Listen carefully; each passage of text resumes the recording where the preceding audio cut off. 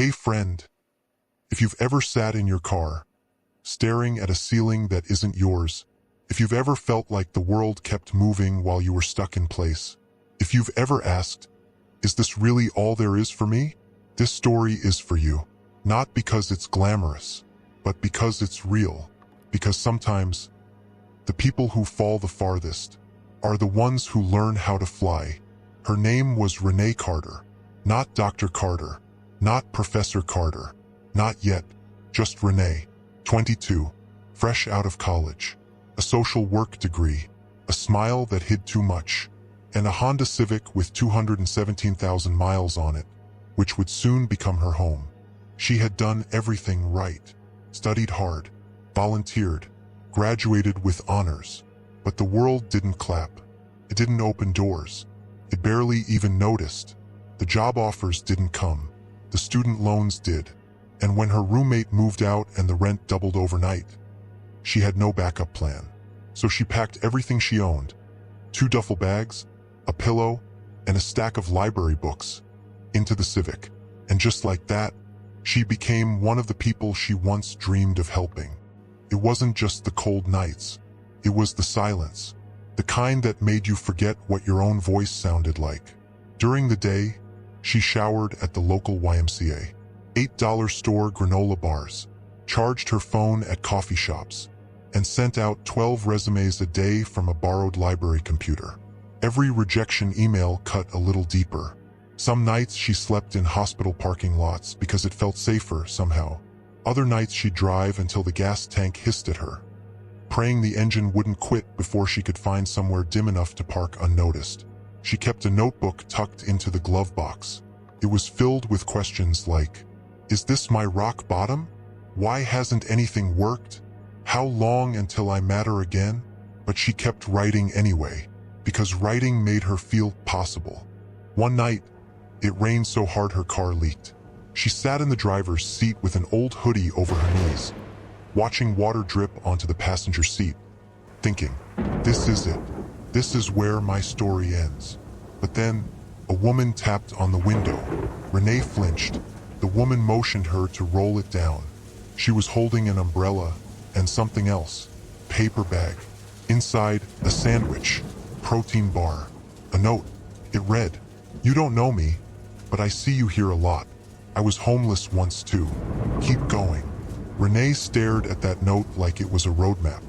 It didn't fix anything, but it reminded her she wasn't invisible. The next morning, she applied for a job at a shelter. Not a dream job, a desk clerk, but it was enough. Enough to buy real meals, enough to afford a weekly motel room, enough to feel like she had a name again. She started asking more questions, to the clients, to the staff, to herself. How do we treat trauma? What happens after housing? What stories do we never hear? She read every book she could afford, and many she couldn't. She started a blog from the public library, sharing short essays on what it really meant to fall through the cracks. One post, titled "The Day I Realized I Wasn't Broken," went viral. She woke up to 4,000 emails, some from readers, some from journalists, and one from a woman named Dr. Leah Harmon, a professor at Harvard. It read, your voice is urgent, important. If you're ever open to grad school, we'd love to talk. Renee cried for an hour, not because of the offer, but because someone finally called her voice important. She didn't say yes right away. Imposter syndrome doesn't disappear overnight. But she applied, got in, and got a full scholarship. It wasn't easy. She worked nights. She wrestled shame. She questioned if someone who once lived in their car really belonged in Ivy League halls. But then, one semester, she was asked to speak to a first-year class. The topic? Barriers to access in higher education. She walked into the room. 30 young students stared back at her. She took a deep breath and told the truth. I don't come from prestige, or legacy, or privilege. I come from a Honda Civic parked behind a grocery store. But that car taught me more about resilience than any textbook ever could. The class went silent, and then they clapped. Not politely, but deeply, because they didn't see a statistic in front of them. They saw proof. Renee Carter is 34 now, a Harvard faculty member, researcher, advocate, author. She specializes in trauma-informed care and social equity. She owns a small home just outside Boston, with an attached garage, even though she doesn't drive much anymore.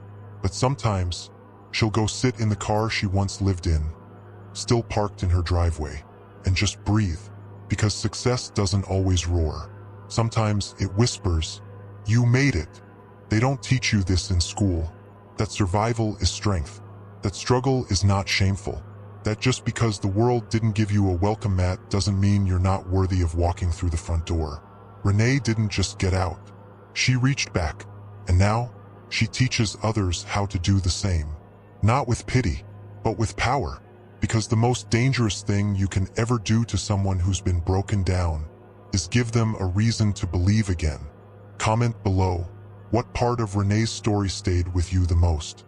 Share this video with someone who needs to remember their value isn't determined by their situation. Subscribe for more stories that stay with you long after the screen fades, because your lowest point might just be the beginning of your greatest chapter.